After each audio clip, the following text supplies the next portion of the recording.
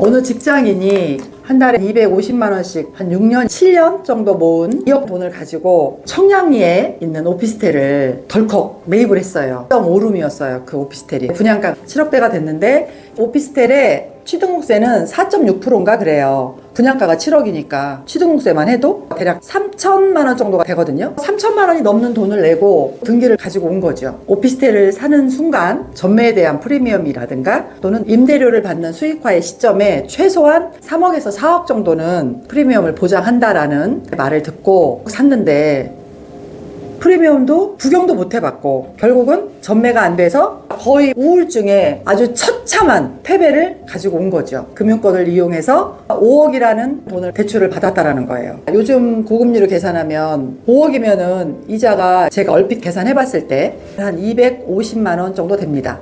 그러니까 내가 급여 받아서 250만 원씩 꿈을 가지고 적금 들었던 사람이 갑자기 250만 원씩 이자를 내려고 하니까 이 사람은 어떤 생각을 가지고 직장 생활을 할 수 있을까요? 그런데 이 1.5룸이 어떻게 나갔냐? 보증금 4천에 85만 원 정도에 나갔어요. 100만 원도 아니고 85만 원에 나간 거예요. 그러니까 투자를 할 때 입지 분석을 잘 받고 상품 분석을 잘 받고 매매 가격 분석을 잘 받고 해야 되는데 가장 잘 못 본 게 뭐냐면 매매 가격, 매입 가격에 대한 분석을 내가 못한 거예요. 내가 매입을 할 때 부동산의 3대 요소 주변의 교통 인프라라든가 여러 가지 상업 인프라라든가 학군이라든가 이런 거 다 본단 말이에요. 어느 건설회사에서 지었고 또 어느 정도 인지도가 있느냐, 나중에 팔 때도 브랜드나 이런 것들을 많이 따져서 가고 또 얼만큼 건축을 잘 했느냐 이런 것들을 다 따지거든요. 이런 건 다 따져봤다 하더라도 내가 이 매매가에 대한 가격 분석을 잘 못했다라는 거예요. 그러니까 아무리 주변 여건이 좋고 입지가 좋고 다른 아파트보다 다른 오피스텔보다 건축을 훨씬 더 잘했어도 내가 매매 가격을 너무 높게 들어가 버린 상태에서는 직장인들이 2억이면 250만 원씩 6년 7년을 돈을 모으려면 정말 처절하게 돈을 모아야 되거든요. 그래서 상담을 하면서 느낀 게 미친 투자였다 나는 이 투자가. 그리고 이렇게 고금리에 대한 예상을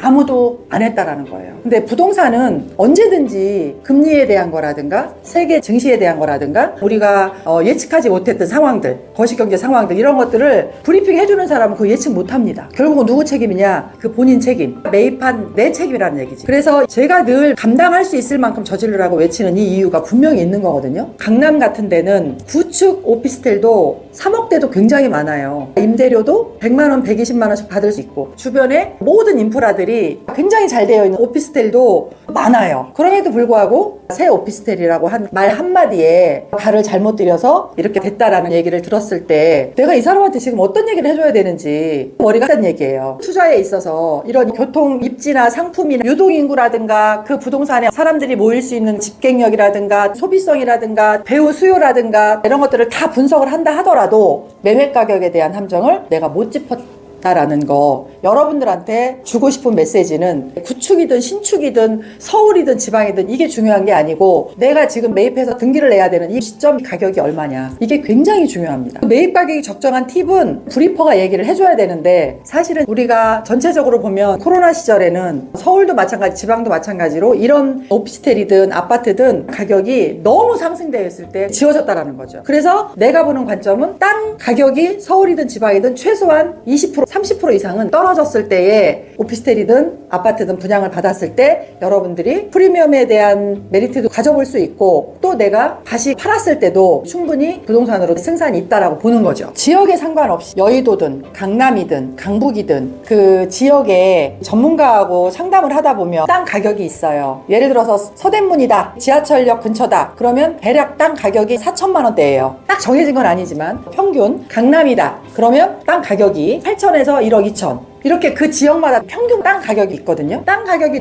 이 평균 가격보다 높게 형성이 된 상태에서 지었을 때는 건설사나 시공사에서 사업성을 보고 들어가기 때문에 그 모든 비용이 고객들한테 갈 수밖에 없는 거예요. 그러다 보니까 이런 땅 가격에 대한 것들을 여러분들이 그 지역에 분양을 하거나 매입을 할 때는 따져볼 수 있어야 된다는 거예요. 왜 그러냐면 제일 중요한 게 땅 가격이거든요. 지금 건축 가격도 예전에 비해서 거의 2배 이상 올라 있어요. 건축 가격은 세계적인 경제 상황에 맞춰서 올라가고 내려가고 하는 것들이 많잖아요. 철근이라든가 콘크리트라든가 이런 모든 자재 비용들이. 그런데 땅은 그 지역마다 평균 가격에서 너무 많은 가격이 올랐다, 작년에 비해서 데이터로 봤을 때, 그럼 여러분들이 그 지역에 대한 부동산 물건을 분양을 하거나 매입을 할 때는 엄청난 리스크를 안고 간다라는 얘기를 해주고 싶은 거죠. 결국은 땅 가격이 높았다는 그 시점에 7억이라는 8억이라는 돈을 주고 1.5로 매입을 했다라는 거예요. 내 앞으로 등기증이 나오지 않은 상태에서 프리미엄을 붙여서 수익을 만들어 보고 싶어 하는 게 전매 차익이라고 하거든요. 그리고 전매가 된다고 여러분들이 계약서에 전매에 대한 확증이라든가 이런 것들을 받는다 하더라도 그거에 대한 보장을 받을 수 있는 길은 없어요.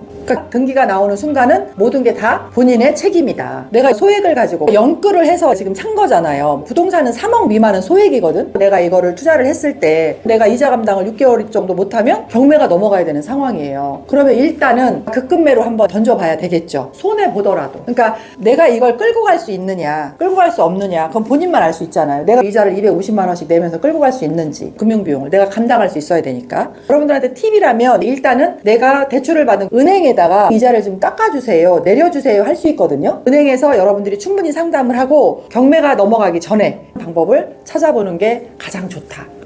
이 물건을 던지긴 너무 아깝다. 그러면 투잡, 쓰리잡을 해서 이자 감당을 하고 가야 되는데, 내가 봤을 때 1.5룸짜리가 7억 이상 그 선에서 앞으로의 매매가 될 가능성이 있느냐, 나는 엄청 희박하다고 본다 라는 거죠. 2년 이자 250씩 내면 5천만 원 날아가는 거예요. 다시 얘기하면 내가 모든 걸 다 파악을 할 수 있는 실력이 안 되잖아요. 그냥 전문가라고 믿고 투자를 했는데 결론적으로는 투자 안 하니만 못한 상태로 나는 간 거야. 그러니까 내가 85만 원을 받는 거에만 여러분들이 생각을 가진 거고, 3억 4억에 대한 프리미엄이 붙어서 통장에 찍힐 거라는 환상만 가지고 투자를 했을 때의 책임은 고스란히 여러분들이 다 안고 가야 된다는 거죠. 그러니까 아빠텔도 아니고 전문가라는 사람이 9억에서 10억은 받을 수 있습니다 라는 말을 듣고 오피스텔을 사서 투자를 했다라는 거예요. 그런데 다시 한번 여러분이 생각해 보면, 내가 대한민국에서 1.5룸을, 그것도 오피스텔을 과연 10억을 주고 살 사람이 있을까? 라는 생각을 한번 해봐라. 그게 과연 가능할까? 그런 바보가 있을까? 바보냐? 너가? 그렇게 질문을 해보고 싶은 거죠.